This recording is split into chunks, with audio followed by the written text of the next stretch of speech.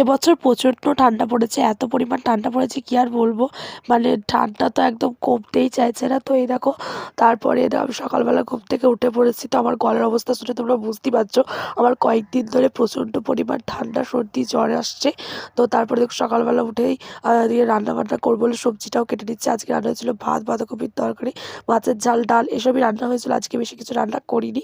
তো তারপরে দেখো সকালবেলা এত ঠান্ডাতে তো জলে হাত দেওয়াই যাচ্ছে না। তো সকালবেলা সব কাজ মাই করে।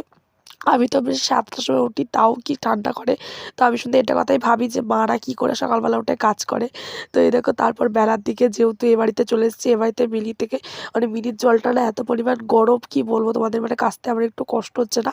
আর আমি যেহেতু কাচছিলাম আর মা যেহেতু একটু হেল্প করে দিচ্ছিলো আমাকে, যেহেতু মিলে টিলে দিয়েছে, সব কিছু করে দিয়েছে, সেজন্য আমার অতটা একাটা কষ্ট হয়নি। তো আমরা যেটা করি না শাশুড়ি বউ একসাথেই করি। তো চান টান করে নিয়েছি, তারপরে এই দেখো মানে আলতা পরে নিয়েছি, অনেক দিন আলতা পরা হয়নি। তো তোকে আলতা টালতা পরে নিয়েছি, ঠাকুরের সেবাও দিয়ে দিয়েছি, চান টান করে যেহেতু সকাল সকাল রান্না করেছিলাম, তারপরে কোনো কাজ ছিল না, সেই জন্য ব্লগটা এটা করে দেখা হচ্ছে নেক্সট ব্লগে। আজকের মতো বাই বাই।